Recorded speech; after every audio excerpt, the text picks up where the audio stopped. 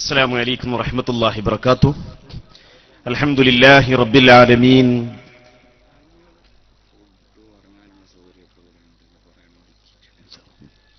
اللهم صل وسلم وبارك على رسولك وحبيبك سيدنا محمد وعلى آل وأصحاب سيدنا ومولانا محمد.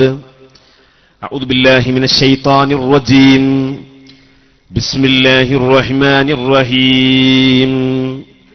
يوم ندعو كل أناس بإمامهم فمن أوتي كتابه بيمينه فأولئك يقرؤون كتابهم ولا يظلمون فتيلا. صدق الله مولانا العظيم. ബഹുമാന്യരായ ഗുരുവര്യർ ശൈഖുന ഇ.കെ. ഉസ്താദ് അവറുകളെ, ഈ സ്ഥാപനത്തിന്റെ, ഈ യൂണിവേഴ്സിറ്റിയുടെ പ്രഗത്ഭനായ കാര്യദർശി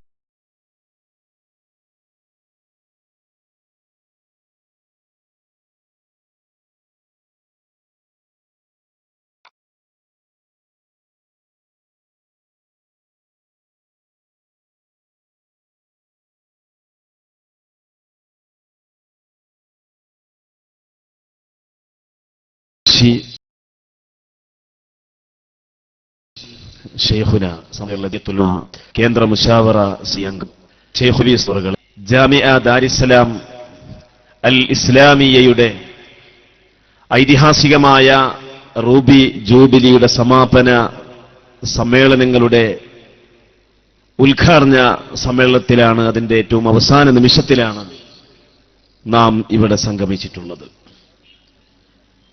ഒരുപാട് സഹോദരങ്ങൾ, ആയിരക്കണക്കായ സഹോദരിമാർ, നേരത്തെ ഒരല്പസമയം കരണ്ട് പോയെങ്കിലും വളരെ സ്നേഹത്തോടെയും ഈ സ്ഥാപനത്തോടുള്ള അങ്ങേയറ്റത്തെ ആത്മബന്ധത്തിന്റെയും അടിസ്ഥാനത്തിൽ ഒട്ടനേകം ദൂരദിക്കുകളിൽ നിന്ന് ഇവിടെ കടന്നു വന്ന ദാരിമിമാരും അതുപോലെ നമ്മുടെ ഉമ്മമാരും സഹോദരിമാരും ഈ പരിപാടിയുടെ അവസാന നിമിഷം വരെ ഇവിടെ ഓരോ കാര്യങ്ങളും വീക്ഷിച്ചുകൊണ്ടിരിക്കുകയാണ്.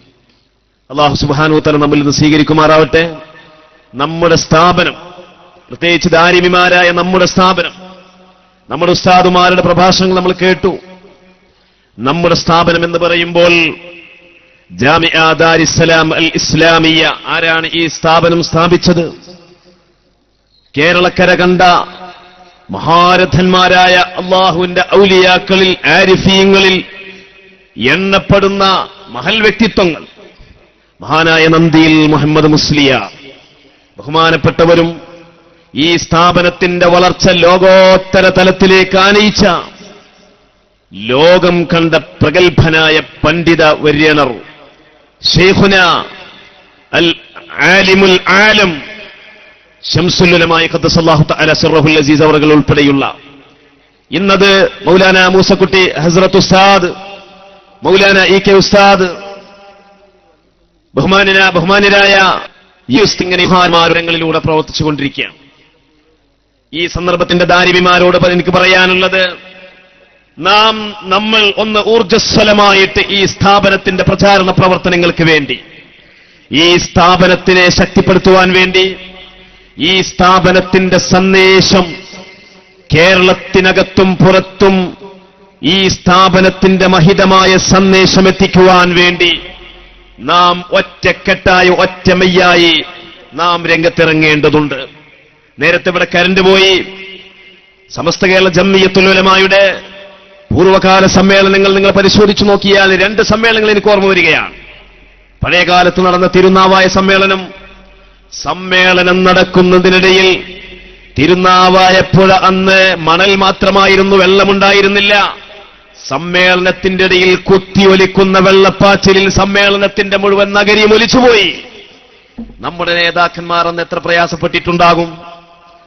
ശൈഖുന ശംസുൽ ഉലമായുടെ വഫാത്തിനു ശേഷം മലപ്പുറം ജില്ലയിൽ നടന്ന ജില്ലാ ഐതിഹാസിക സമ്മേളനത്തിന്റെ 10,000ങ്ങൾക്ക് ക്യാമ്പിൽ പങ്കെടുക്കുവാൻ വേണ്ടി തയ്യാർ ചെയ്ത പന്തൽ, ഒരു ക്യാമ്പിന്റെ ഇടവേളയിൽ ആളുകൾ എല്ലാവരും പുറത്തേക്ക് പോയ സന്ദർഭത്തിൽ ഏതാനും കുട്ടികൾ മാത്രം അവിടെ ആ ക്യാമ്പിന്റെ സ്റ്റേജിന്റെ മുൻവശത്ത് നിൽക്കുമ്പോൾ പെട്ടെന്ന് പൊളിഞ്ഞാണ് ചാടി. പക്ഷേ ഒന്നും സംഭവിച്ചില്ല, ഒരപായവും സംഭവിച്ചില്ല. സുന്നത്ത് ജമാഅത്തിന്റെ അഭിമാനബോധമുള്ള മക്കൾ യുദ്ധകാലാടിസ്ഥാനത്തിൽ പ്രവർത്തിച്ചതിന്റെ പേരിൽ അത് വീണ്ടും ആരംഭിക്കുകയാണ്. ഇങ്ങനെയുള്ള എത്രയെത്ര സംഭവങ്ങൾ ഉണ്ടായിട്ടുണ്ട്. ഈ സന്ദർഭത്തിൽ നമ്മൾ ദാരിമിമാർ, നമ്മുടെ സ്ഥാപനത്തിന്റെ സന്ദേശം എന്ന് പറഞ്ഞാൽ, ഞാൻ ഓർമ്മപ്പെടുത്തുന്നു, ഈ സ്ഥാപനത്തിന്റെ സന്ദേശത്തോളം ആർജവത്വമുള്ള ആദർശബോധമുള്ള ഒരു സന്ദേശം ഈ രാജ്യത്ത് പ്രചരിപ്പിക്കാൻ ഒരു യൂണിവേഴ്സിറ്റികൾക്കും സാധ്യമല്ല, ഒരു സ്ഥാപനങ്ങൾക്കും സാധ്യമല്ല. എന്തുകൊണ്ട് സാധ്യമല്ല? ഈ സ്ഥാപനത്തിന്റെ സാന്നിധ്യം മഹാനായ ശൈഖുനാ ശംസുൽ ഉലമാ ഖദ്ദസല്ലാഹു സിർറഹുൽ അസീസ് അവർകളാണ് ഇതിന്റെ മഹിതമായ നേതൃത്വം വഹിച്ചത്. എന്താണ് ശൈഖുന നമ്മുടെ മുമ്പിൽ കാണിച്ചു തന്ന, വരച്ചു തന്ന മാതൃക എന്താണ്? ശൈഖുനായുടെ പ്രഭാഷണങ്ങൾ നിങ്ങൾ ഓർക്കുന്നില്ലേ? ശൈഖുനായുടെ ലേഖനങ്ങൾ നിങ്ങൾ വായിച്ചിട്ടില്ലേ? ശൈഖുന എന്താണ് ഇവിടെ പറഞ്ഞത്? 3 അസ്തിത്വങ്ങളിലാണ്, 3 അടിസ്ഥാനങ്ങളിലാണ് ശൈഖുന നായകത്വം കൊടുത്തുകൊണ്ട്, നട്ടു വളർത്തിക്കൊണ്ട്, പടുത്തുയർത്തിക്കൊണ്ട് പടർന്നു പന്തലിപ്പിച്ച മഹാപ്രസ്ഥാനമായ സമസ്ത കേരള ജംഇയ്യത്തുൽ ഉലമാക്ക് 3 അടിത്തറകളാണ് ശൈഖുനാ ശംസുൽ ഉലമ പകർന്നു നൽകിയത്. ഒന്നാമത്തെ അടിസ്ഥാനം എന്താണ്? അത് നബിയുനാ മുഹമ്മദുർ റസൂലുള്ളാഹി സ്വല്ലല്ലാഹു അലൈഹി വസല്ലമ തങ്ങളുടെ അസാധാരണത്വമാണ്. ശൈഖുന ചോദിച്ചു, ആരാണ് നബി? എടോ വഹാബി, എടോ മൗദൂദി, നീ പറയുന്നത് പോലെയല്ല അല്ലാഹുവിന്റെ റസൂൽ സല്ലല്ലാഹു അലൈഹി വസല്ലമ തങ്ങൾക്ക് അവിടുത്തെ തിരുപ്പിറവിക്ക് മുമ്പോ തിരുപ്പിറവിയുടെ വേളയിലോ അല്ലെങ്കിൽ 40 വയസ്സുവരേക്കുമുള്ള സന്ദർഭത്തിലോ അല്ലാഹുവിന്റെ റസൂലിന് യാതൊരു പ്രത്യേകതയും ഇല്ല. 40 മുതൽക്ക് 63 വയസ്സുവരേക്കുമുള്ള 23 കൊല്ലക്കാലത്തെ ഔദ്യോഗികമായ ഒഫീഷ്യൽ ഫീൽഡ്, ഔദ്യോഗികമായ മേഖലയിലുള്ള റിസാലത്തും നുബുവത്തും മാത്രമേയുള്ളൂ എന്ന് പറയുന്ന പുത്തൻവാദികൾ ഇല്ലേ? അവരോട് അവിടുന്ന് വെട്ടി തുറന്നു പറഞ്ഞു, അങ്ങനെയല്ല. അല്ലാഹുവിന്റെ റസൂൽ ഇന്നാ അർസൽനാക ഷാഹിദൻ വമുബശ്ശിറൻ വനദീറാ വദാഇയൻ ഇലല്ലാഹി ബിഇദ്നിഹി വസിറാജൻ മുനീറാ. ശൈഖുനായുടെ ലേഖനങ്ങളൊന്ന് വായിച്ചു നോക്കണം ദാരിമിമാരെ, എന്റെ ഉമ്മമാരെ. നിങ്ങളല്ലേ ഈ സ്ഥാപനത്തിന് പണവും ഈ സ്ഥാപനത്തിന് സഹായവും എല്ലാം നൽകിക്കൊണ്ട് ഈ സ്ഥാപനത്തെ വളർത്തിക്കൊണ്ടിരിക്കുന്നത് നിങ്ങളല്ലേ? ഈ സ്ഥാപനത്തിന്റെ മേധാവിയായിരുന്ന മഹാനായ ശൈഖുനാ ശംസുൽ ഉലമാഇ അവിടുത്തെ അമൂല്യ രത്നങ്ങൾ എന്ന് പറയുന്ന അമൂല്യമായൊരു ഗ്രന്ഥം ഇവിടുത്തെ വിദ്യാർത്ഥികൾ പ്രസിദ്ധീകരിച്ചിട്ടുണ്ട്. ഇവിടുത്തെ മഅ്ദിനുൽ ബയാൻ പ്രസിദ്ധീകരിച്ചിട്ടുണ്ട്. അതിന്റെ ഇതളുകൾ നിങ്ങളൊന്ന് വായിച്ചു നോക്കണേ. അതിൽ ശൈഖുന പറയുകയാണ്, എന്തിനാണ് അല്ലാഹുവിന്റെ റസൂലിനെ സംബന്ധിച്ച് സിറാജം മുനീർ എന്ന് പറയുന്നത്? കത്തിജ്വലിക്കുന്ന വിളക്കെന്ന് പറഞ്ഞത് എന്തിനാണ്? ഒരു വിളക്കിന് സ്വയം പ്രകാശമുണ്ടെന്ന് മാത്രമല്ല, ആ വിളക്കിനെ സഹവസിക്കുന്നവർക്ക്, ആ വിളക്കിന്റെ പരിസരത്ത് നിൽക്കുന്നവർക്ക് അവർക്കും വെളിച്ചം കൊടുക്കുകയാണ്. ഇങ്ങനെ സ്വയം പ്രകാശിച്ചുകൊണ്ട് മറ്റുള്ളവർക്ക് വെളിച്ചം നൽകുന്ന അസാധാരണ വ്യക്തിത്വത്തിന്റെ ഉടമയാണ്. എന്തിനാണ് അല്ലാഹുവിന്റെ റസൂലിന് 40 വയസ്സുവരെ നുബുവത്തിന്റെ പദവി അല്ലെങ്കിൽ നുബുവത്തിന്റെ നിയോഗം എന്തുകൊണ്ട് കൊടുത്തില്ല? ആ ചോദ്യത്തിന് ശൈഖുന മറുപടി പറഞ്ഞത് എന്താണ്?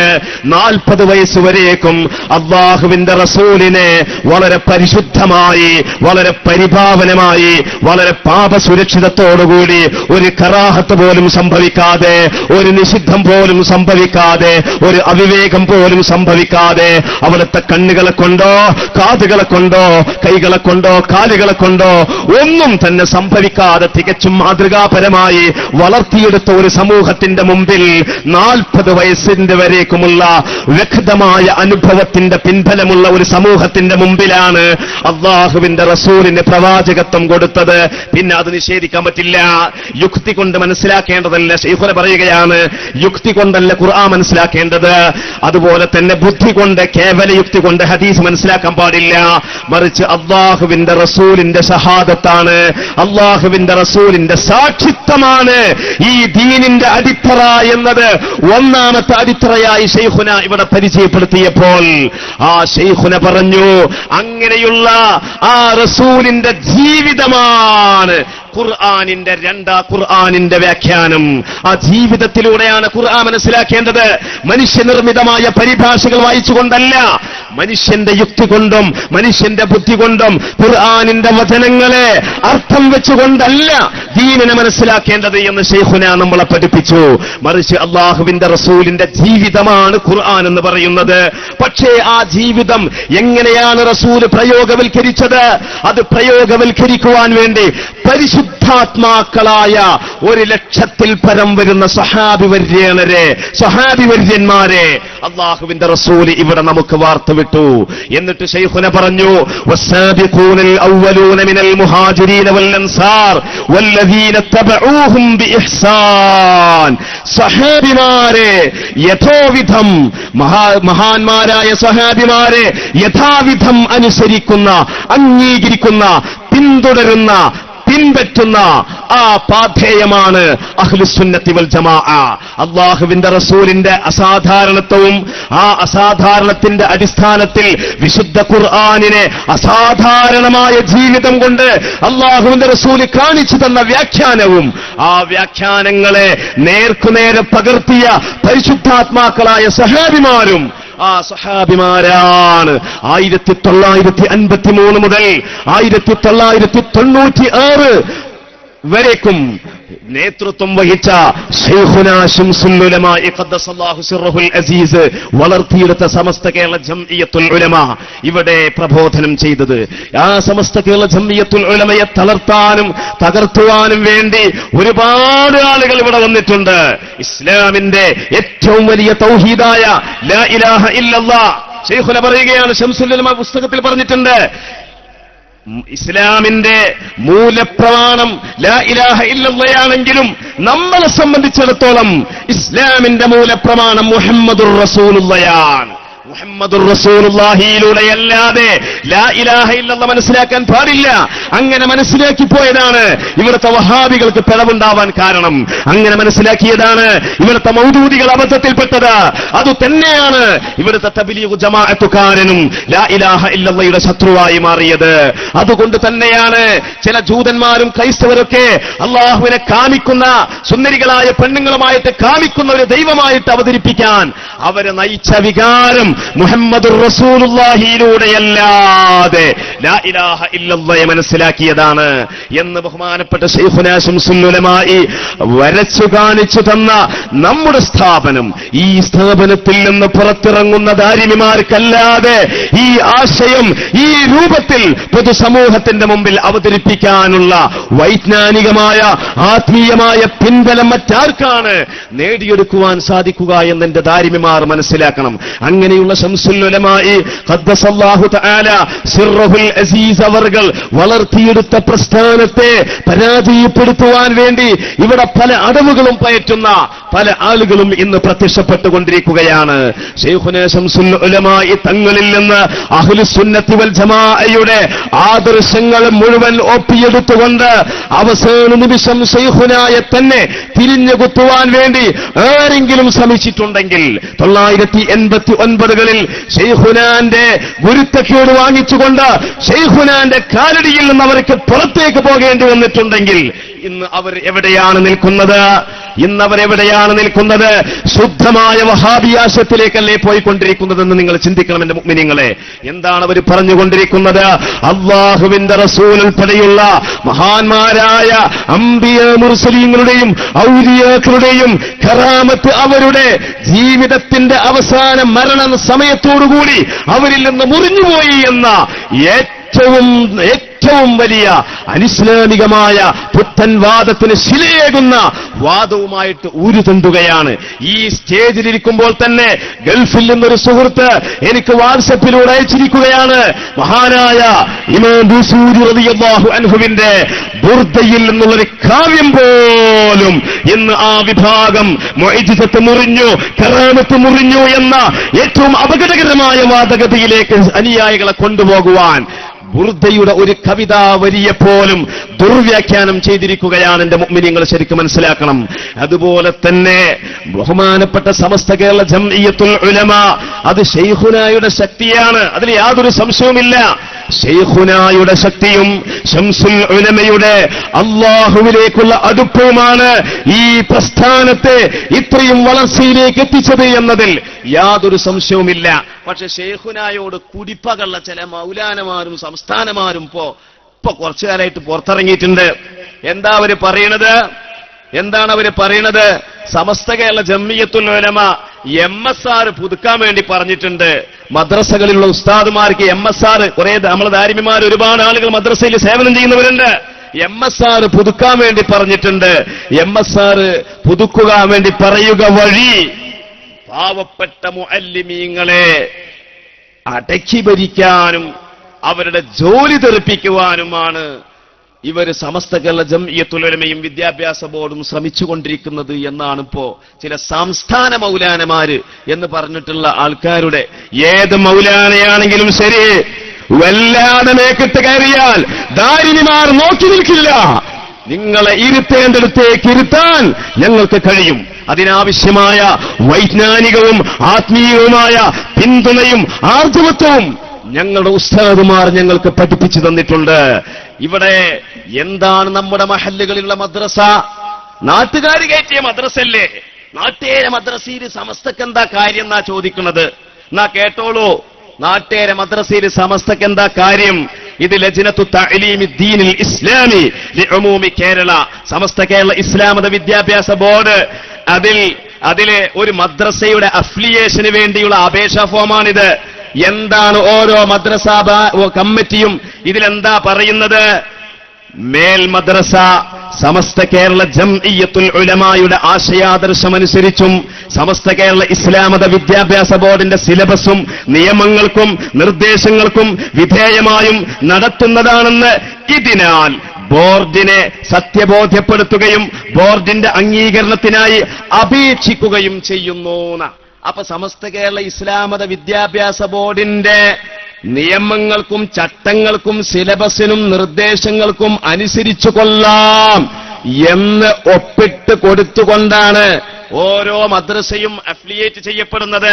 അല്ലാതെ സമസ്ത പോയിട്ട് മദ്രസ ഇങ്ങോട്ട് കൊണ്ടുവരല്ല, നാട്ടുകാരുടെ ആവശ്യമാണ്. ഏഷ്യാവൻകരയിലുള്ള മുഴുവൻ വിദ്യാഭ്യാസ ഏജൻസികളെന്നല്ല, ഈ ഭൂഖണ്ഡത്തിലുള്ള സകല വിദ്യാഭ്യാസ ഏജൻസികളെയും വെല്ലുവിളിക്കുന്ന വിധത്തിലുള്ള ശക്തിയും കെൽപ്പുമുള്ള ഇസ്ലാമത വിദ്യാഭ്യാസ ബോർഡിൽ ഞങ്ങളെയും ഒരു മെമ്പറായി ചേർക്കണേ എന്ന് അപേക്ഷിച്ചതാണ്. അല്ലാതെ സമസ്ത പിടിച്ചു വലിച്ചു കൊണ്ടുവന്നതല്ല. അവിടെയാണ് MSR എടുക്കണം എന്ന് പറഞ്ഞത്. പിന്നെ MSR എടുക്കുമ്പോ ഇത് സമസ്തയെ അംഗീകരിക്കുന്ന ഒരു അധ്യാപകനാണ് ഞാനെന്ന് പറയാൻ വേണ്ടി താൻ ഷെഡിട്ട് പഠിപ്പിച്ചു കൊടുത്ത SKSSFകാരന്റെ അടുത്ത് പോയിട്ട് ഒപ്പ് വാങ്ങണത്രേ. അതൊക്കെ എങ്ങനെയപ്പോ പറയാൻ പറ്റുമോന്നാ ചോദിക്കുന്നത്. അതെ, കയ്യിലിരിപ്പ് മോശമായത് കൊണ്ടാണ് മൗലാന നിങ്ങൾക്ക് അങ്ങനെ പറയേണ്ടി വന്നത്. നിങ്ങളെ കയ്യിലിരിപ്പ് മോശമാണ്. ഞങ്ങളെ ഉസ്താദുമാരങ്ങനെയല്ല. ഞങ്ങളെ ഉസ്താദുമാര് ഞങ്ങളെ പഠിപ്പിച്ച SKSSFകാരനായ ഞങ്ങളെ പഠിപ്പിച്ച ഞങ്ങളുടെ മദ്രസയിലുള്ള അലിഫ് മുതൽക്ക് ഖുർആനിന്റെ ഖുൽ അഊദു ബിറബ്ബിന്നാസ് വരെ ഞങ്ങളെ പഠിപ്പിച്ച ഉസ്താദുമാർ, മോനെ ഇവിടെ വാ, ഇതൊന്ന് ഒപ്പിട്ടുതാ എന്ന് പറഞ്ഞാൽ ഞങ്ങൾ SKSSFകാർ ഒപ്പിട്ട് കൊടുക്കും. കാരണം ഞങ്ങളുടെ മുദ്രാവാക്യം എന്ന് പറയുന്നത് വിജ്ഞാനം മാത്രമല്ല, വിനയമാണ്. വിജ്ഞാനം, വിനയം, സേവനമാണ്. ഞങ്ങൾക്കതിൽ ഒപ്പിട്ട് കൊടുക്കാൻ മടിയില്ല. പക്ഷെ കയ്യിലിരിപ്പ് മോശമായാൽ അപ്പോ ഒപ്പിട്ട് തരാൻ ചില മോശം ഉണ്ടാവും. അതിലിങ്ങനെ വിറളി പിടിച്ചിട്ട് കാര്യമില്ല എന്ന് ഞാൻ ഉണർത്തുകയാണ്. അതോടൊപ്പം തന്നെ എന്റെ പ്രിയപ്പെട്ട സഹോദരന്മാരെ, ഈ സാക്ഷിത്വം എന്ന് പറഞ്ഞാൽ എന്താണ്? ഇവിടെ ശിഷ്യൻ ഉസ്താദിന് സാക്ഷി നിൽക്കുന്നത് ഷഹാദത്തുൽ ലഹുവാണ്, ഷഹാദത്തുൽ അലീഹിയല്ല. നിങ്ങൾ ഏത് കിതാബാ ഓതിയിട്ടുള്ളത്? നിങ്ങൾ ഓതിയ കിതാബേറ്റിന് വരി, ഞങ്ങൾ പഠിപ്പിച്ചു തരാം. ഈ സാക്ഷിത്വത്തിന്റെ ഇസ്ലാമിക മാനം എന്താണ്, അതിന്റെ കർമ്മശാസ്ത്രപരമായ മതവിധി എന്താണ്, ഞങ്ങളങ്ങനെ പറഞ്ഞുതരാം. ഞാനിത് പറയണ എന്താ അറിയോ? ഇപ്പൊ വല്ലാതെ വ്യാപകമായിട്ട് നമ്മളെ വാട്സപ്പിലും ഫേസ്ബുക്കിലൊക്കെ നോക്കിയാൽ ഇയാളെ പ്രസംഗം കേൾക്കുന്നത് സമസ്ത പാക മഹല്ല് ശിഥിലമാക്കുകയാണ്, ഛിന്ന ഭിന്നമാക്കുകയാണ്. കേരളത്തിലുള്ള ആയിരക്കണക്കിന് മഹല്ലുകളെ ശൈഥില്യത്തിൽ നിന്ന് സംരക്ഷിക്കുന്ന മഹാശക്തിയായി പ്രവർത്തിക്കുന്നത് ആരാണ്? മഹാനായ പക്കാട് സയ്യിദ് ഹൈദർ അലി ശിഹാബ് തങ്ങൾ ഉൾപ്പെടെയുള്ള മഹാനായ അഭിവന്യ ഗുരുനാഥൻ, മഹാനായ AV ഉസ്താദ് അടക്കമുള്ള സമസ്ത കേരള ജംഇയ്യത്തുൽ ഉലമയാണ് എന്നുള്ളത് ലോകം സമ്മതിച്ചിടത്ത് ഇയാള് പറയാണ് ഇപ്പോ സമസ്ത പാക മഹല്ലുകളെ കുഴപ്പാക്കുകയാണ്. എന്നിട്ട് അദ്ദേഹത്തിന്റെ ചോദ്യം എന്താണ്? മുഅല്ലിമീങ്ങള് അവര് ക്ഷേമനിധിയിലേക്ക് ഫണ്ട് കൊടുക്കുമ്പോ അവിടെ പിന്നെ ഫണ്ട് കൊടുക്കണോടത്ത് ഫണ്ട് കൊടുക്കുക എന്നല്ല പറയുന്നത്, ഫണ്ട് പിരിച്ചെടുക്കണോടത്ത് അവിടെ സുന്നിന്റെതും വാങ്ങും, ഈക്കന്റെതും വാങ്ങും, ഏപ്പിന്റെതും, ഞാൻ അയാളെ ഭാഷയെ പറയുന്നട്ടോ, ഏപ്പിന്റെതും വാങ്ങും, തബ്ലീഗിന്റെതും വാങ്ങും, മുജാഹിദിന്റെതും വാങ്ങും, സംസ്ഥാനിയുടേതും വാങ്ങും, ത്വരീഖത്തേന്റേതും വാങ്ങും. അതേ സമയത്ത് ആനുകൂല്യങ്ങൾ കൊടുക്കുന്ന സമയത്ത് അപ്പോ ഇതൊന്നും കൊടുക്കൂല. അപ്പൊ സമസ്തക്കാരനാവണം, അപ്പോ സമസ്തയെ അംഗീകരിക്കുന്ന ആളാവണം. ഇത് ശരിയല്ലല്ലോ. പിരിക്കാൻ നിബന്ധനയില്ല, കൊടുക്കാൻ എന്ത് നിബന്ധന? ഇത് ശറഇനെതിരാണ്, ശരീഅത്തിനെതിരാണ്, നിയമവിരുദ്ധമാണ് എന്നൊക്കെ പറയണമെന്ന് ഞാൻ പറഞ്ഞുതരാം. ഉസ്താദുമാരോട് ഉണ്ടായതുകൊണ്ട് കൂടുതൽ പറയണില്ല. ഈ അധ്യാപകന്മാർ, മുഅല്ലിമീങ്ങൾ, മഹാന്മാരായ മുഅല്ലിമീങ്ങൾ, അവരൊരു വർഷത്തെ വേതനം കൊടുക്കുന്ന ഒരു സദഖയായിട്ടാ കൊടുക്കുന്നത്.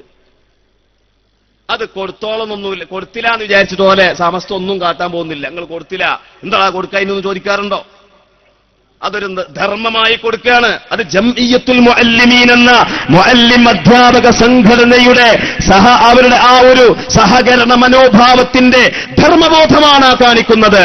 അതിന്റെ പേരിൽ അവര് സദഖയായിട്ട് കൊടുക്കുകയാണ്. കൊടുക്കുമ്പോൾ അവരുടെ മനസ്സിലൊരു ഉദ്ദേശമുണ്ട്. എന്താണെന്നറിയോ? ഇതെന്തിനാ കൊടുക്കുന്നത്? ഇത് കൊടുക്കുന്നത് സമസ്തയുടെ അംഗീകാരമുള്ള ഉസ്താദുമാരുടെ പെൻഷനും അവരുടെ സർവീസ് ആനുകൂല്യവും അങ്ങനത്തെ കാര്യങ്ങൾക്ക് കൊടുക്കാനാ. അപ്പൊ ഇത് കൊടുക്കുന്നത് എന്തിനാ? ഇത്തരം മുഅല്ലിമീങ്ങൾക്ക് കൊടുക്കാനാ. അപ്പൊ അത്തരം മുഅല്ലിമീങ്ങളല്ലാത്തവർ ഇത്തരം മുഅല്ലിമീങ്ങൾക്ക് കൊടുക്കുക. ഈ ഒരു ഫണ്ട് മാത്രമൊന്നല്ലോ, ഇതൊരു തുച്ഛമായ ഫണ്ട് മാത്രമാണ്. വേറെ വരുമാനം കൊണ്ടാണ് ഇത് നികത്തപ്പെടുന്നത്. ഞാൻ അതിലേക്ക് വിശദീകരണത്തിലേക്ക് പോകുന്നില്ല. പക്ഷേ ഇത് എന്തിനാ കൊടുക്കുന്നത്? മസ്അല ഞാൻ പറയുന്നത്, വലിയ മസ്അല വീരന്മാരാത്രേ. മസ്അല ഞാൻ പറയുന്നത്, ഇതെന്തിനാ കൊടുക്കുന്നത്? ഇത് കൊടുക്കുന്നത് ഇങ്ങനെ സമസ്ത അംഗീകരിച്ച അധ്യാപകന്മാർക്ക് കൊടുക്കാനാണ്. അപ്പൊ പിന്നെ സമസ്ത ആർക്കാ കൊടുക്കേണ്ടത്? ഒരു വിഷയത്തിന് ഫണ്ട് പിരിച്ചാൽ അത് എവിടുക്കാ ചെലവാക്കേണ്ടത്? എന്താ എന്റെ മസ്അല? നിങ്ങൾ ഞങ്ങൾക്കാണോ മസ്അല പഠിപ്പിക്കുന്നത്? നിങ്ങൾ ഞങ്ങളുടെ ഉസ്താദുമാർക്കാണോ മസ്അല പഠിപ്പിക്കുന്നത്? ഒരു വിഷയത്തിന് വേണ്ടി പിരിച്ച, ഒരു വിഷയത്തിന് വേണ്ടി സംഭാവന ചെയ്ത ഒരു ഫണ്ട് എവിടുക്കാ ചെലവാക്കേണ്ടത്? ആർക്കാ കൊടുക്കേണ്ടത്? അതിന്റെ മാനദണ്ഡം എന്താണ്? അതിന്റെ കർമ്മശാസ്ത്രം എന്താണ്? അതിന്റെ ശറഅ എന്താണ്? ശരീഅത്ത് എന്താണ്? നിങ്ങളതിന്റെ മസ്അല പറയൂ. നിങ്ങളെ സദഖത്തുള്ള മൗലവിയുടെ ആ ഫതാവെങ്കിലും ഒന്ന് വായിച്ചു നോക്കിയിട്ട്. അത് മലയാളത്തിലാണല്ലോ, അറബിയിലൊന്നുമല്ലല്ലോ. അതിൽ അദ്ദേഹം പറയുന്നില്ലേ, മൗലൂദിന് വേണ്ടി പിരിച്ച ആ പണം ഉപയോഗിച്ചുകൊണ്ട് പിന്നെ മറ്റേക്ക് ചെലവാക്കാൻ പറ്റൂല എന്ന് പറയുന്നല്ലോ. എന്തിനാണോ പിരിച്ചത് ആ ഉദ്ദേശത്തിന് വേണ്ടിയാണ് അത് ചെലവാക്കേണ്ടതല്ലേ മസ്അല? എന്നിട്ട് നിങ്ങൾ പറയാ പിരിച്ചത് ഇങ്ങനെയാണെങ്കിലും കൊടുക്കുമ്പോ മറ്റവർക്കൊക്കെ കൊടുക്കണം. എന്ത് നിയമാണത്? എന്ത് ഫിഖ്ഹാണത്? എന്ത് വിഷയമാണ്? 2016 നവംബർ 8 സാക്ഷാൽ നരേന്ദ്രമോദി ഇന്ത്യൻ പ്രധാനമന്ത്രിയാണെന്നാണ് CK പത്മനാഭനും രാധാകൃഷ്ണനൊക്കെ പറയുന്നത്. പക്ഷെ അയാൾ പറയുന്നത് ഞാൻ ഇന്ത്യൻ പ്രധാനമന്ത്രിയല്ല, ഞാൻ ഇന്ത്യയുടെ രാഷ്ട്രപതിയാണ്. അയാൾ ഇപ്പൊ ചർക്കയൊക്കെയാണല്ലോ ഇപ്പൊ വലിച്ചാ നിൽക്കുന്നത്. രാഷ്ട്രപതിയല്ല, രാഷ്ട്രപിതാവ്, ഫാദർ ഓഫ് ഇന്ത്യയുടെ രാഷ്ട്രപിതാവാണെന്നാണ് അയാളെ വിചാരം. അയാൾ 2016 നവംബർ 8 നോട്ടാണ് പിൻവലിച്ചു. 500ന്റെ 1000ന്റെ. അപ്പൊ ബൽക്ക് ഇളകി. നാദാപുരത്തുനിന്നും വണ്ടൂരിന്നും കുറച്ച് ആൾക്കാർ ഇളകി. ഇപ്പൊ കണ്ടില്ല സമസ്തക്കാരെ, നോട്ടിന് സക്കാത്തില്ലാന്ന്. കറൻസിക്ക് ഒരു വിലയില്ലത്ര. കറൻസിക്ക് വിലയില്ലാന്ന്. ആ കാലയളവിൽ ആ കറൻസി ഉപയോഗിച്ചിട്ട് പെട്രോൾ പമ്പിൽ പോയ 500 രൂപ എടുത്താൽ 10 ലിറ്റർ എണ്ണ കിട്ടുന്ന കാല 2014 നവംബർ 8 കഴിഞ്ഞിട്ടും. എന്നിട്ടും ഇവര് പറയാ കറൻസിക്ക് വിലയില്ല. അപ്പോ ഞങ്ങൾ ദാരിമിമാർ അതിലിടപെട്ടു. ഓൺലൈനിലും ഫേസ്ബുക്കിലും വാട്സപ്പിലും ഇസ്ലാമിക് ക്ലാസ് റൂമിലും അതിലിടപെട്ടു. എന്നിട്ട് പറഞ്ഞു കറൻസിക്ക് ഒരു വിലയില്ല എന്നാ നിങ്ങൾ പറയുന്നത്. നിങ്ങൾ തന്നെ പറയുന്നുണ്ടല്ലോ, കറൻസി കടം കൊടുത്താൽ അതിൽ ഇടപാടിനകത്ത് വർധനവ് ചർത്താക്കിയാല് കടപ്പലിശ വരുന്നുള്ളത്. വിലയില്ലാത്ത സാധനം എങ്ങനെ ആരെങ്കിലും കടം കൊടുക്കുവോ? വിലയില്ലാത്ത സാധനം കടം കൊടുക്കാൻ പറ്റുമോ? കാരണം കടം കൊടുക്കാനുള്ള നിബന്ധനയാണത് സലമിന് പറ്റണം, മുസ്ലിം ഫീഹി ആവാൻ പറ്റണം. അതിന്റെ നിബന്ധനയാണത് ബൈഇന് പറ്റണം. വിൽപ്പനക്ക് പറ്റണം. വിൽപ്പനയുടെ നിബന്ധനയാണ് അത് സ്വയം വിലയുള്ള അല്ലെങ്കിൽ സ്വന്തത്തിൽ ഉപകാരമുള്ളതാവണം. കറൻസിക്ക് ഒരു വിലയില്ല എന്നാണ്. കറൻസിക്ക് ഒരു വിലയില്ല എന്ന് പറയുന്നോല് മന്ദബുദ്ധികളാണെന്ന് ഇപ്പൊ 2017 ജനുവരിയിൽ എഴുതിയിട്ടുണ്ട്. കറൻസിക്കൊരു വിലയുമില്ല എന്ന് പറയുന്നത് മന്ദബുദ്ധികളാണ്. കറൻസിക്കൊരു വിലയില്ല. അബ്ദുൽ ഹമീദ് ഷെർവാനി റഹിമഹുല്ലാഹ് ബഹുമാനപ്പെട്ടവർ അങ്ങനെ ഒരു അഭിപ്രായം പറഞ്ഞിട്ടുണ്ട്. പക്ഷെ അതിനൊരു വിലയുമില്ല എന്ന് പറയുന്നത് മന്ദബുദ്ധികളാണെന്ന് 2014 ജനുവരി ലക്കത്തിൽ എഴുതി വെച്ചവരോട് ഞങ്ങൾക്ക് പറയാനുള്ളത്, നിങ്ങൾ കിതാബ് ഒന്ന് വായിക്കണം. മഹാനായ സയ്യിദുൽ ബഖരി റളിയല്ലാഹു തആല ബഹുമാനപ്പെട്ട ഷെയ്ഖ് അബൂബക്കർ ബിൻ മുഹമ്മദ് ഷത്താ അദ്ദേഹത്തിന്റെ അൽ ഖൗലുൽ മുനഖഹുൽ മദ്ബൂത്ത് എന്ന കിതാബിൽ എന്താ പറയുന്നത്? لأن الأوراق المذكورة ذات قيمة ومندفع بها غاية الاندفاع. എന്ത് നിങ്ങൾ പറയും? ഇആനത്തിന്റെ രചയിതാവായ ഇആനത്തു ത്വാലിബീനിന്റെ മുസന്നിഫായ ബഹുമാനപ്പെട്ടവരെ സംബന്ധിച്ച് നിങ്ങൾ എന്ത് പറയും? ഒരു വിലയുമില്ല എന്ന് പറഞ്ഞ നിങ്ങളോട് പറയാണ്, വങ്ങേ അറ്റത്തെ വിലയാണ് കറൻസികൾക്കുള്ളത്. അയാൾ അദ്ദേഹം മന്ദബുദ്ധിയാണോ? നിങ്ങൾ ഞങ്ങളെ മന്ദബുദ്ധി എന്ന് വിളിക്കുമ്പോ ശ്രദ്ധിക്കണം. ആ വിളിയുടെ അസ്ത്രം ചെന്ന് തറക്കുന്നത് സാക്ഷാൽ ഇമാമുമാരുടെ നെഞ്ചത്തേക്കാണ് എന്ന് നിങ്ങളെ ഓർമ്മപ്പെടുത്താൻ ഈ സന്ദർഭത്തിൽ എന്റെ പ്രിയപ്പെട്ട മുഅ്മിനീങ്ങളെ ഞാൻ ഓർമ്മപ്പെടുത്തുകയാണ്. അതുകൊണ്ട് തന്നെ കറൻസിക്ക് വിലയുണ്ട് എന്നും ആ വില എന്നിട്ട് ഇപ്പൊ പറയണ എന്താ വെച്ചാല് കറൻസി വിൽക്കാനൊന്നും പറ്റൂല, അതുകൊണ്ട് സാധനം വാങ്ങാനൊന്നും പറ്റില്ല. ഈ നാദാപത്തെ കുറച്ച് കൂട്ടറായി പറയണതേ. ഞാനിത് പറയാൻ കാരണം ഇവിടുത്തെ അവസരത്തിൽ പറഞ്ഞെന്താ വെച്ചാൽ ഇപ്പൊ വല്ലാതെ അവരൊരു അറ്റാക്ക് ചെയ്യാനുള്ളൊരു ശ്രമം നടത്താൻ അവർക്ക് കഴിയുമോ എന്നൊന്ന് ആലോചിച്ചുകൊണ്ടിരിക്കുകയാണ് അവർ. എന്നാ ഒന്നുകൂടി പറയട്ടെ, എന്താണ് എനിക്ക് പറയാനുള്ളത്? വളരെ വ്യക്തമായിട്ട് എന്റെ പ്രിയപ്പെട്ട മുഅ്മിനീങ്ങളെ, ഈ കറൻസിക്ക് ഒരു വിലയുമില്ല, അത് കൊടുക്കാനും വാങ്ങാനും പറ്റൂല എന്നൊക്കെ പറയുന്ന ആൾക്കാർ ഒരു വസ്തുവിന്റെ വില എന്ന് പറഞ്ഞാൽ എന്താ? ഒരു വസ്തുവിന്റെ വില എന്ന് പറഞ്ഞാൽ ഇമ്മാലി ഖില്ലത്തിഹി ഔലി ഖസ്സത്തിഹീന, ഒന്നിരിക്കൽ അത് വളരെ കമ്മിയായതുകൊണ്ട് അല്ലെങ്കിൽ അത് വളരെ നിസ്സാര വസ്തു ആയതുകൊണ്ട്. കറൻസി അങ്ങനെയാണോ? ഞാൻ ഒന്നുകൂടി ഓർമ്മപ്പെടുത്തട്ടെ. അപ്പോൾ ഈ കറൻസി വളരെ ഇപ്പൊ ഇവര് പറയുന്നത് കറൻസി വിൽക്കാനും വാങ്ങാനൊന്നും പറ്റൂല, പക്ഷേ അതിന്റെ അവകാശം വിട്ടുകൊടുത്ത് കാണ്ട് പണം വാങ്ങാം. അപ്പൊ അങ്ങനെ കടവും കൊടുക്കാം. അപ്പൊ ആ കടത്തിൽ വർധനവ് ഷർത്താക്കിയാൽ അവിടെ പലിശ വരും, റിബൽ ഖർദ് വരും.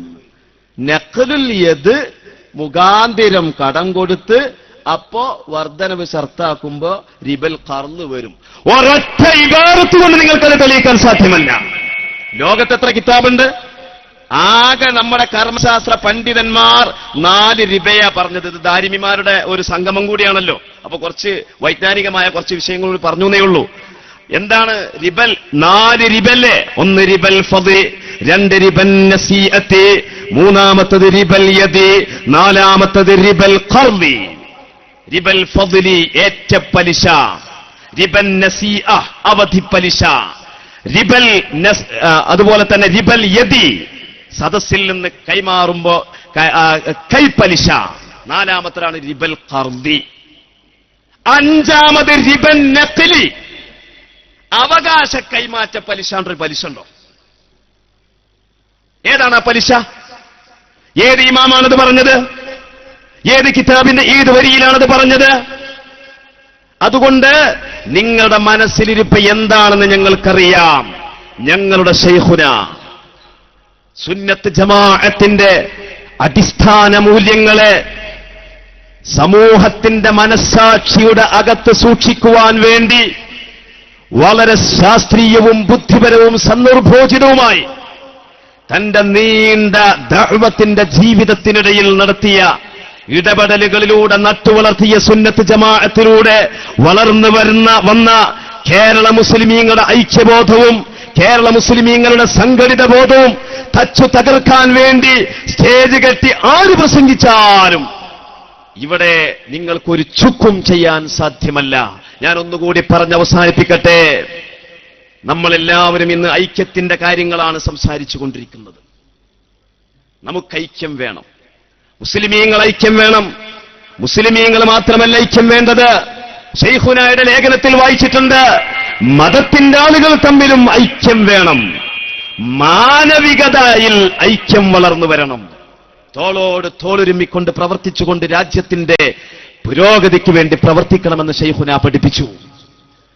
ആ കൂട്ടത്തിൽ ഇവിടെ ഈ ഐക്യത്തിന്റെ വിള്ളലുകളുമായിട്ട് മഹല്ലുകൾ തോറും ആരാണ് പ്രശ്നങ്ങൾ ഉണ്ടാക്കുന്നത്? സമുദായത്തിന്റെ നേതൃത്വവും ഉന്നത ശീർഷരായ ആളുകളൊക്കെ മനസ്സിലാക്കേണ്ട കാര്യമാണ്. സുന്നത്ത് ജമാഅത്തിന്റെ ആളുകളല്ല. ഈ സ്ഥാപനത്തിൽ നിന്ന് ഇറങ്ങി ഓരോ മഹല്ലിലും സേവനം ചെയ്യുന്ന ഞങ്ങൾ ദാരിമിമാരല്ല. മറിച്ച് ആരാണ് പ്രശ്നങ്ങൾ ഉണ്ടാക്കുന്നത്? ആരാണ്? ഓരോ നാട്ടിലും റബീഉൽ അവ്വൽ മാസം വന്നാൽ, റബീഉൽ ആഖിർ മാസം വന്നാൽ മഹാനായ നബിയുടെയും മുഹ്യിദ്ദീൻ ശൈഖ് റളിയല്ലാഹു അൻഹുവിന്റെയും ബദരീങ്ങളുടെയും ഒക്കെ അനുസ്മരണയും സ്നേഹവും സ്മരണയും നിലനിർത്തുവാൻ വേണ്ടി അവിടെ നടത്തപ്പെടുന്ന വലിയ വലിയ പരിപാടികൾ ശിർക്കും കുഫറും ബിദ്അത്തും നരകവുമാണെന്ന് പറഞ്ഞുകൊണ്ട് വളരെ ഐക്യത്തോടുകൂടി മുന്നോട്ട് പോകുന്ന ഓരോ മഹല്ലിനെയും ശിഥിലമാക്കുവാൻ വേണ്ടി അവിടെ പരസ്യമായി വേദി കൊട്ടിക്കൊണ്ട് അമുസ്ലിമീങ്ങളെപ്പോലും പറയിപ്പിച്ചുകൊണ്ട് അവിടെ പ്രഭാഷണം നടത്തിക്കൊണ്ട് പ്രശ്നങ്ങൾ ഉണ്ടാക്കുന്നത് ആരാണ്? ഇവിടുത്തെ വഹാബികളാണ്. അവിടുത്തെ മുസ്ലിം സംഘടിത കൂട്ടായ്മയെ, വിശ്വാസദാർഢ്യത്തെ ഛിന്ന ഭിന്നമാക്കുന്നത് ആരാണ്? ഇവിടുത്തെ മൗദൂദികളല്ലേ? ആളുകളെ പ്രലോഭിച്ചുകൊണ്ട് പണം കൊടുത്തുകൊണ്ട് 40 ദിവസത്തിന് 50,000 രൂപയാണ് മലപ്പുറം ജില്ലയിൽ ഒരു സുഹൃത്തിന് കൊടുത്തത് തബ്ലീഗുകാരൻ. 40 ദിവസത്തെ ജമാഅത്തിന് പോന്നാൽ നിനക്ക് പണിയെടുക്കാതെ സുഖമായിട്ട് ജീവിക്കാം, ഇന്നാ പിടിച്ചോ 50,000. അള്ളാഹുവിന്റെ റസൂലിനെ തഅ്ലീമോടുകൂടി മനസ്സിലും ഓർത്തുപോയാൽ അത് കാളയെ ഓർക്കുന്നതിനേക്കാൾ ദുരാഹെ വൃത്തികെട്ടതാണ്. എന്തെന്നുകൊണ്ടെന്നാൽ റസൂലിന്റെ ഓർമ്മയിൽ തഅ്ലീം എന്ന ആദരവടങ്ങിയിട്ടുണ്ട്. അത് ശിർക്കിന്റെ ഭാഗമാണ്. കാളയിലും കഴുതയിലും അതില്ലല്ലോ, അതിനോട് നിസ്സാരതയല്ലേ മനസ്സിൽ വരിക എന്ന് പറഞ്ഞുകൊണ്ട് ലാ ഇലാഹ ഇല്ലല്ലാഹയെയും മുഹമ്മദുർ റസൂലുള്ളാഹിയെയും അട്ടിമറിച്ച തബ്ലീഗുകാരന്റെ ശൈഥില്യ പ്രവർത്തനം, ഇതല്ലേ യഥാർത്ഥത്തിൽ ഐക്യത്തിന്റെ തടസ്സം? സമസ്ത കേരള ജംഇയ്യത്തുൽ ഉലമയോ അതിന്റെ സാരഥിയായിരുന്ന ശംസുൽ ഉലമയുടെ സ്ഥാപനത്തിൽ നിന്ന് പുറത്തിറങ്ങുന്ന വിദ്യാർത്ഥികളോ പണ്ഡിതന്മാരോ അല്ല. മറിച്ച് ഇവിടെ ഐക്യത്തിന് തടസ്സം നിൽക്കുന്നത് ബിദ്അത്തിന്റെ ശിർക്കാരോപണത്തിന്റെ ആളുകളാണ് എന്നുള്ള വസ്തുത, ആ യാഥാർത്ഥ്യം ഇത് സമുദായം മനസ്സിലാക്കണം. എന്റെ രക്ഷിതാക്കന്മാർ മനസ്സിലാക്കണം, എന്റെ ഉമ്മമാർ മനസ്സിലാക്കണം. അതുകൊണ്ട് ബിദ്അത്തിന്റെ ആദർശരാഹിത്യത്തിന്റെ ആദർശ വൈകല്യത്തിന്റെ അവസ്ഥയിൽ നമ്മൾ മാറണം. ഏറ്റവും ഒടുവിലായിട്ട് ഞാൻ നിർത്തുന്നു, എന്റെ സമയം അവസാനിച്ചിരിക്കുകയാണ്. ഇവിടെ മുജാഹിദുകൾ ലയിച്ചു എന്നല്ലേ പറഞ്ഞത്? ലയിച്ചു എന്ന് കോഴിക്കോട്. എവിടെയാണ് അവർ ലയിച്ചത്? ലയിച്ചതിന് ശേഷം അവർ പുറത്തിറക്കിയ പ്രസിദ്ധീകരണങ്ങളോ പ്രഭാഷണങ്ങളോ സീഡികളോ വായിക്കുമ്പോൾ, പഠിക്കുമ്പോൾ, കേൾക്കുമ്പോൾ 2002 മുതൽക്ക് 2016 വരേക്കുമുള്ള 14 കൊല്ലക്കാലത്തെ പറഞ്ഞു നടന്നിരുന്ന ഒരുപാട് കാര്യങ്ങളുണ്ട്. അള്ളാഹ്ക്ക് കയ്യും കാലും തലയും എല്ലും ഊരയും കണങ്കാലും ചന്തിയും പിന്നെ ചന്തിന്റെ ഉള്ളിൽ വല്ലതും ഉണ്ടോ എന്നുള്ളതൊന്നും ഇപ്പൊ ഞാൻ പറയുന്നില്ല. ഇതെല്ലാം പടച്ചോനുണ്ട് എന്ന് പറയണോ പറയണ്ടേ? അങ്ങനെ പറഞ്ഞാലാണ് ഈമാനാവുക എന്നൊരു കൂട്ടരും, അങ്ങനെ പറഞ്ഞാൽ ഈമാൻ പോകുമെന്ന് പറയുന്ന കൂട്ടരും ലയിച്ചപ്പോൾ എന്ത് തീരുമാനമെടുത്തു? സിഹർ എന്ന് പറയുന്ന അഭൗതിക വിഷയം ഫലിക്കുമോ ഇല്ലയോ? ഫലിക്കുമെന്നാൽ വിശ്വസിച്ചാൽ കാഫിർ, ഇല്ലെന്ന് വിശ്വസിച്ചാൽ കാഫിർ. ഇങ്ങനെ പരസ്പരം പറഞ്ഞു നടന്നിരുന്നവർ എന്തേ കഴിഞ്ഞ ഡിസംബർ മാസത്തിലെ ലയന സമ്മേളനത്തിൽ ഒന്ന് പറയുക പോലും ചെയ്തില്ല? അള്ളാഹുവിന്റെ റസൂലിന്റെ ഹദീസുകളിലെ ബലപ്പെട്ട ഹദീസുകളായ ഹസനായ ഹദീസുകളെ സംബന്ധിച്ച് എന്താ ഒരു കൂട്ടര് പറഞ്ഞത്? അത് നായ്ക്കാട്ടങ്ങൾ ഒരുമിച്ച് കൂട്ടിയതുപോലെയാണ് എന്ന് പറഞ്ഞ നിങ്ങളുടെ ലയനത്തിൽ ഹദീസുകളെ സംബന്ധിച്ചുള്ള കാഴ്ചപ്പാട് എന്താണ്? മുജാഹിദുകൾ പറയേണ്ടതല്ലേ, ഞങ്ങൾ ഒന്നായി, മുസ്ലിങ്ങൾ ഒന്നായി, ഐക്യപ്പെട്ടു, മുസ്ലിങ്ങളൊക്കെ ഐക്യപ്പെടണം. എവിടെയാണ് ഈ ഐക്യം? ആദർശരഹിതമായ, ആദർശവൈകൃതമായ, ആദർശവൈകല്യത്തിൽ അധിഷ്ഠിതമായ വൈരുദ്ധ്യാധിഷ്ഠിത ലയനം. ഇതെന്ത് ലയനമാണ്? ഇങ്ങനെ ഒരു ലയനവും ഇങ്ങനെ ഒരു ഐക്യവും ഇസ്ലാമിലുണ്ടോ? സഹാബത്ത് പഠിപ്പിച്ചിട്ടുണ്ടോ? ഒരുപാട് കാര്യങ്ങൾ ചോദിക്കാനുണ്ട്. പ്രസവിക്കുന്ന ഉമ്മമാരെ, പ്രസവിക്കുന്ന കുട്ടി കരയുന്നതെന്തിന്റെ പേരിലാണ്? അത് ഡോക്ടർമാർ പറയും ഇന്ന കാരണത്താലാണ്. അള്ളാഹുവിന്റെ റസൂല് പറഞ്ഞത് പിശാച് കുത്തിയതിന്റെ പേരിലാണ്. അപ്പൊ രണ്ട് കാരണമായി. ഒന്ന് റസൂല് പറഞ്ഞ കാരണം, ഒന്ന് ഡോക്ടർ പറഞ്ഞ കാരണം. എന്നാൽ അതിനെ സംബന്ധിച്ച് ഇവരെന്താ പറഞ്ഞത്? 2002 മുതൽക്ക് 2016 വരെ പറഞ്ഞു, 14 കൊല്ലം. അങ്ങനെ വിശ്വസിച്ചാൽ അത് അന്ധവിശ്വാസമാണ്. ശൈത്താൻ ഇപ്പോ വേറെ കുത്തല്ലാത്ത വേറെ പണിയൊന്നുമില്ലേ? അപ്പൊ ഒരു കൂട്ടർ പറഞ്ഞു അല്ല, അത് അങ്ങനെ തന്നെ പറയുന്നത് ബുഖാരിയിലുള്ള ഹദീസല്ലേ. ലയിച്ചപ്പോൾ നിങ്ങൾ എന്ത് തീരുമാനമെടുത്തു? അജ്വാക്കാരക്ക സ്ഥിരമായി ഭക്ഷിക്കുന്നവർക്ക് വിഷമേൽക്കില്ല, സിഹറേൽക്കില്ല എന്ന് പറയുന്ന സ്വഹീഹുൽ ബുഖാരിയുടെ പ്രസക്തമായ ഹദീസിനെ ഇപ്പോൾ നിങ്ങൾ എങ്ങനെ വ്യാഖ്യാനിച്ചു? ബുഖാരിയിലെയും മുസ്ലിമിലെയും ഹദീസുകൾ പോലും തങ്ങളുടെ ബുദ്ധിക്കനുഗുണമാകുമെങ്കിലേ സ്വീകരിക്കാൻ നിർവാഹമുള്ളൂ എന്ന വാദക്കാർ തമ്മിൽ നടത്തുന്ന എന്ന് പറയപ്പെടുന്ന ലയനം, ഐക്യം, സ്വഹീഹുൽ ബുഖാരിയെ സംബന്ധിച്ച് എന്ത് തീരുമാനമെടുത്തു? ഇത് ഈ സമൂഹത്തോട് പറയണം. വെറുതെ ഞങ്ങൾ ലയിച്ചു എന്ന് പറഞ്ഞാൽ പോരാ. കപട ലയനമല്ല. നിങ്ങൾ ലയിച്ചാലും നിങ്ങൾ യോജിച്ചാലും, യോജിച്ചാൽ അത്രയും നല്ലതെന്ന് തന്നെ ഞങ്ങൾക്ക് പറയാനുള്ളത്. പക്ഷേ ഈ ഉമ്മത്തിനെ പഴിപ്പിക്കാൻ പാടില്ല. ഈ ഉമ്മത്തിന്റെ ആദർശബന്ധിതമായ ഐക്യനിരയെ, സാലിഹീങ്ങളുമായി ബന്ധപ്പെട്ടുകൊണ്ടുള്ള ഐക്യശക്തിയെ, അതാണ് ശക്തി എന്ന് പറയുന്നത്. സഹീഹുൽ ബുഖാരിയിൽ കാണാം, ബാബു മൻ ഇസ്തആന ബിദ്ദുഅഫാഇ വസ്സാലിഹീൻ എന്ന അധ്യായത്തിൽ കാണാം, മുസ്ലിമീങ്ങൾക്ക് ഏത് കാലത്ത് പ്രശ്നമുണ്ടെങ്കിലും ആ പ്രശ്നങ്ങൾക്കുള്ള ഒരേ ഒരു പരിഹാരം എന്ന് പറയുന്നത് ആയുധത്തിന്റെ ബലമല്ല, സൈന്യത്തിന്റെ സന്നാഹമല്ല, അതുപോലെ തന്നെ ആളുകളുടെ ബലവും അല്ല, മറിച്ച് മഹാരഥന്മാരായ ആളുകളുടെ ആദ്യമറിന്റെ സാന്നിധ്യമാണ് മുസ്ലിം ലോകത്തിന്റെ ഐശ്വര്യവും ശക്തിയുമെന്ന് ഷഫീഉന മുഹമ്മദ് മുസ്തഫ സല്ലല്ലാഹു അലൈഹി വസല്ലമ തങ്ങൾ നമ്മെ പഠിപ്പിച്ച ആ ശക്തിയുടെ ആത്മീയമായ ചൈതന്യത്തെ തച്ചു തകർക്കുവാൻ വേണ്ടി ഭിന്നിപ്പിന്റെ വിഷവിത്വമായി കടന്നുവരുന്ന ബിദ്അത്തിന്റെ പ്രസ്ഥാനങ്ങളെ നാം വളരെ ശക്തമായി കരുതിയിരിക്കണമെന്ന് മാത്രം ഈ സന്ദർഭത്തിൽ ഉണർത്തിക്കൊണ്ട് നമ്മുടെ സ്ഥാപനത്തിന്റെ പുരോഗതിക്ക് വേണ്ടി നമ്മൾ ദാരിമിയാളൊക്കെ ഒന്ന് ഇറങ്ങണം. ഉസ്താദിന്റെ സ്വാഗത പ്രസംഗം നമ്മളോടായി പറഞ്ഞത്, നാട്ടുകാരോടല്ല, നമ്മളോടാ പറഞ്ഞിട്ടുള്ളത്. അതുകൊണ്ട് ഇപ്പൊ ജില്ലാ സമിതികൾ രൂപീകരിക്കപ്പെട്ടിരിക്കുകയാണ്. ആ ജില്ലാ സമിതികൾ, ഓരോ ജില്ലയിലെയും ദാരിമിമാർ അതിശക്തമായ പ്രവർത്തനത്തിലേക്ക് തിരിച്ചു പോകണം. തിരിച്ചു പോകണമെന്ന് ഞാൻ ബോധപൂർവം പറഞ്ഞാണ്. നമുക്ക് വലിയൊരു പ്രവർത്തനത്തിന്റെ ചരിത്രം പറയാനുണ്ട്. ദാരിമിമാരുടെ പ്രവർത്തനം കണ്ടിട്ട് അന്തം വിട്ട കുറെ ആൾക്കാരുണ്ടായിരുന്നു പഴയ കാലത്ത്. ഇവലെങ്ങനെ വിട്ടാൽ ഇവലെ ഹൈജാക്ക് ചെയ്യുമോ എന്നൊക്കെ നിരീക്ഷിച്ച ആൾക്കാരുണ്ട്. ഉസ്താദുമാരെ ഉണ്ട്. അത്ര ശക്തമായി ദാരിമിമാര് പ്രവർത്തിച്ച പഴയകാല സുവർണ കാലഘട്ടത്തിന്റെ മേന്മയിലേക്ക് നമ്മുടെ പുതിയ ദാരിമി സെൻട്രൽ കൗൺസിലിന്റെ കീഴിലുള്ള നമ്മുടെ സംഗമം, നമ്മുടെ പ്രവർത്തനം വളർന്നു വരണം. നമുക്ക് ശക്തരമായ ഉസ്താദുമാർ, വിനയത്തിന്റെയും ആത്മീയതയുടെയും മഹാപാണ്ഡിത്യത്തിന്റെയും